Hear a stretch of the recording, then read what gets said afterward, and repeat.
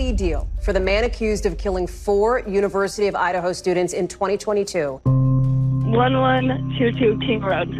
They saw some man in their house last night. Never before publicly seen surveillance videos, footage obtained exclusively by Dateline, show a white car circling the block that terrible night.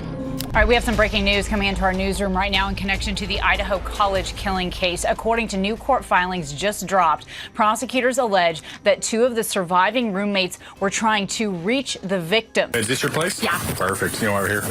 And I assume noise. Noise, yeah. Yeah.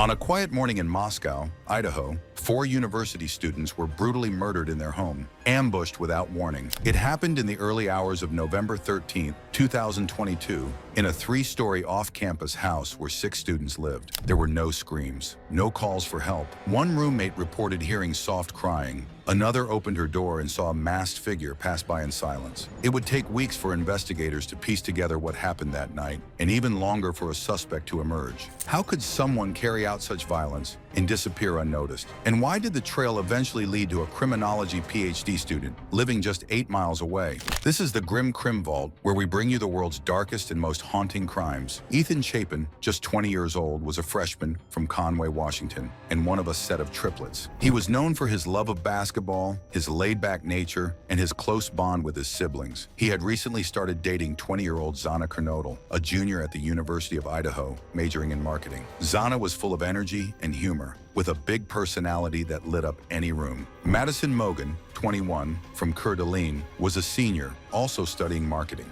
Loyal and confident, she shared an inseparable bond with her childhood best friend, Kaylee Goncalves. Kaylee, also 21, from Rathdrum, Idaho, was preparing to graduate early. She had accepted a tech job in Austin, Texas. Her car was packed, and she was days away from leaving, but none of them would make it out of that house alive. That Saturday night was unremarkable. Kaylee and Madison had gone out to a bar in downtown Moscow, then stopped at a nearby food truck around 1:40 a.m. They were caught on surveillance footage, laughing and chatting, just like any other weekend. Meanwhile, Ethan and Zana were at a Sigma Chi fraternity party just a short walk from the house. By 1:45 a.m., all 4 students had returned home to the King Road property, a familiar, shared house nestled in a quiet neighborhood surrounded by trees. At around 4 a.m., DM, one of the 2 surviving roommates, reported hearing sounds she thought were related to Kaylee playing with her dog, Murphy. But something about it didn't sit right. Then she heard a voice, quiet and close, saying something like, "There's someone here." Court documents don't confirm who said it. What we do know is that Zana's phone was active on TikTok at 4:12 a.m.,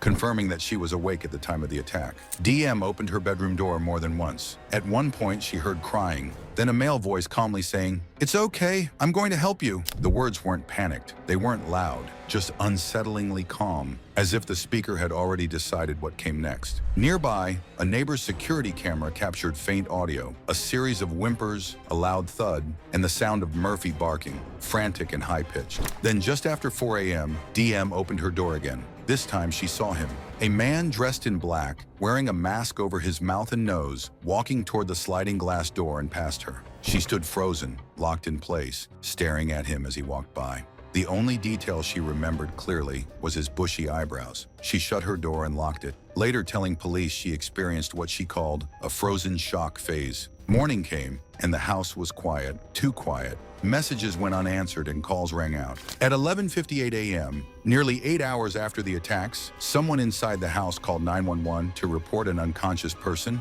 The identity of the caller hasn't been made public, but police have confirmed it was not the suspect. Officers arrived to find the front door open. No sign of forced entry, no blood visible from the outside. What they found upstairs was something no one was prepared for. Kaylee and Madison were found in the same bed on the 3rd floor. It's believed they were asleep when the attack began. Ethan and Zana were found in Zana's bedroom on the 2nd floor. Autopsy results confirmed that Zana had fought back. She had bruises, defensive wounds, and cuts. Ethan's exact state at the time of the attack remains uncertain, but there was no mention of defensive wounds in the reports. All 4 were pronounced dead at the scene. The walls were stained and the bedding was soaked. Murphy, Kaylee's dog, was found unharmed in a separate room. There was no sign of robbery, no sexual assault, no motive left behind, just violence, fast, targeted, and quiet. The crime stunned the local community and drew international attention. With no arrests and limited information, rumors swirled online.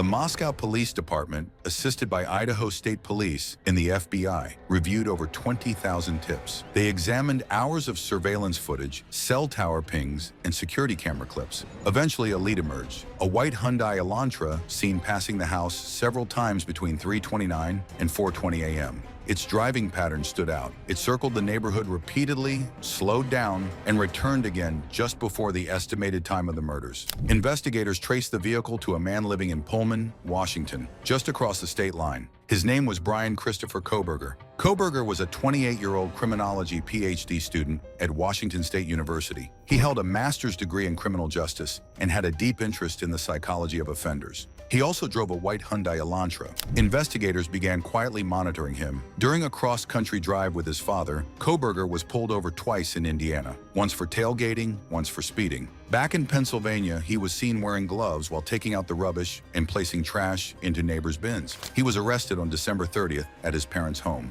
But it was DNA that changed the case. At the crime scene, police recovered a tan leather knife sheath on Madison's bed. A single trace of male DNA was found on the snap button. At the time, it didn't match anyone in CODIS, the National Criminal Database. But using forensic genetic genealogy, analysts were able to link the DNA to Kohberger's biological father. Investigators collected trash from his family home in Pennsylvania and found a discarded item with DNA that matched the sample from the sheath. When police arrested Kohberger, they reportedly found multiple items in his possession, including a knife, a Glock handgun, and a black face mask. Several ID cards were also recovered, though law enforcement has not confirmed who they belong to. Kohberger was charged with 4 counts of first-degree murder and 1 count of burglary. He waived extradition and was flown back to Idaho. In his first court appearance, he remained silent as his attorney entered a not guilty plea on his behalf. A grand jury later indicted him on all counts. Prosecutors announced their intent to seek the death penalty. But in a sudden turn on July 2nd, 2025, And then let me ask you, did you, on November 13th, 2022, enter the residence at 1122 King Road in Moscow, Idaho, with the intent to commit the felony crime of murder? Yes.